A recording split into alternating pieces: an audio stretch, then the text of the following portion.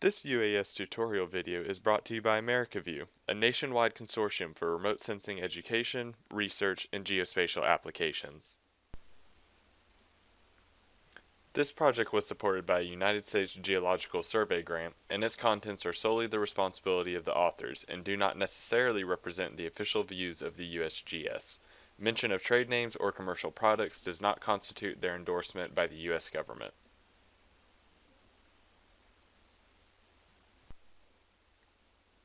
Hello everyone, welcome to part 2 of our 5-part video series on using small unmanned aircraft systems to assess rainwater harvesting potential for urban multifamily housing. This part of our video series is titled UAS Laws and Regulations, and in it we'll discuss some of the various rules and regulations one must follow when utilizing an unmanned aircraft system in research. When deciding to use a UAS in research, there are many different rules that need to be strictly followed or else the operator might find themselves in significant legal trouble.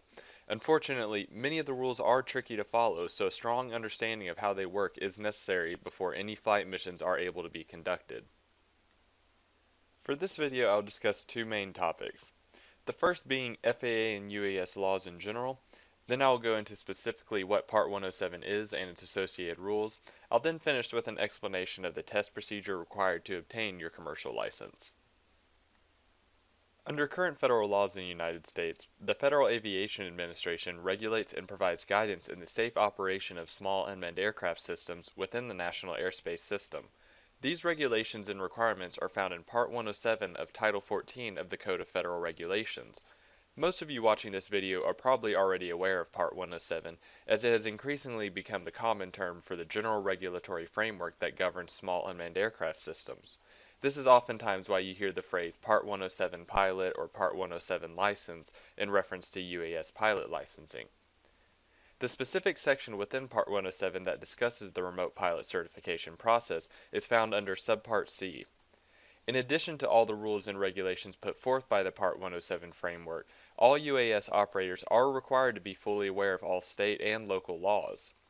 This is an extremely important caveat to follow because local ordinances are increasingly being created to discourage UAS flights in public areas, such as city and state parks. Also, awareness of local airports is needed by the UAS operator before any flights are to be conducted. Typically, UAS operators are aware of the more commercialized airports, but sometimes there can be small private airports nearby that need to be taken into account. Fortunately for operators, there are many smartphone applications and websites available now that can provide the operator with important information regarding local airports or no-fly zones. Tools like these can be invaluable when considering the risk involved when flying a small unmanned aircraft system in an urban environment with high amounts of air traffic. When looking at the various rules put forth by Part 107, the best way to consider which rules might apply to you is to first make a distinction between flying for fun, which are the hobbyist rules, and flying for work, which are the commercial rules. By making the distinction between these two categories, it is much easier to understand which rules need to be followed. Fortunately, most of the rules dictated by Part 107 are the same for both hobbyist and commercial uses, but there are a few differences. The primary difference between the two is that commercial uses require a Part 107 remote pilot license, also known as a remote pilot airman certificate. This license is an absolute must-have for any UAS operators interested in commercial or semi-commercial endeavors. And the reason I even mentioned semi-commercial is that due to the regulatory framework currently in place, there are some regulatory gray areas that can have the UAS operator confused if their project falls under hobbyist rules or commercial rules. Therefore, if there is any doubt that your project might be considered commercial, then it is better to be safe than sorry and just go ahead and get your remote pilot airman certificate. Looking at the rest of the guidelines and rules, most of them pertain to primarily common sense flight practices. However, there are a few that are less common. These rules include, but are not limited to, the UAS must weigh less than 55 pounds, it must be registered if it weighs over 0.55 pounds, the operator must maintain visual line of sight with the drone during the entirety of the flight plan, the UAS must yield to other manned aircraft in the vicinity, the operator must be aware of all airspace requirements and surrounding obstacles, the UAS cannot be flown above 400 feet, the operator must seek approval to fly within 5 miles of any airport. The UAS cannot be flown over groups of people, stadiums, or sport events. The operator cannot conduct flights at night. And lastly, the operator cannot fly the UAS while under the influence of alcohol or drugs. All of these requirements sound relatively simple at first, however, do not underestimate their significance or their seriousness. With greater regulatory scrutiny being applied to the UAS community in recent years, it is the remote pilot and control's responsibility to see that all of the rules are being properly followed. In instances where a flight mission cannot be conducted under the current Part 107 framework, then the FAA does offer an alternative approach. This approach is via the Part 107 waiver application process.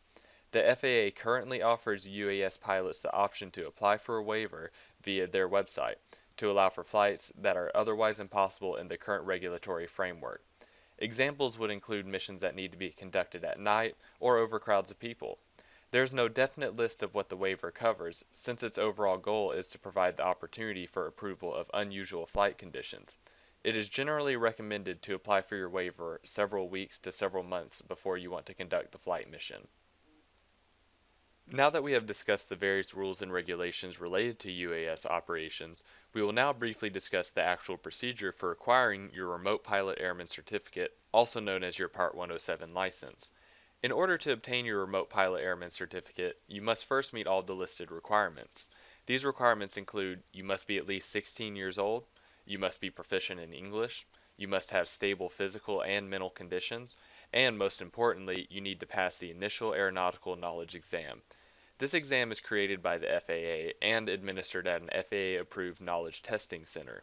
The exam itself is composed of 60 questions, which you will have 2 hours to finish, and you must obtain a score of at least 70% to pass.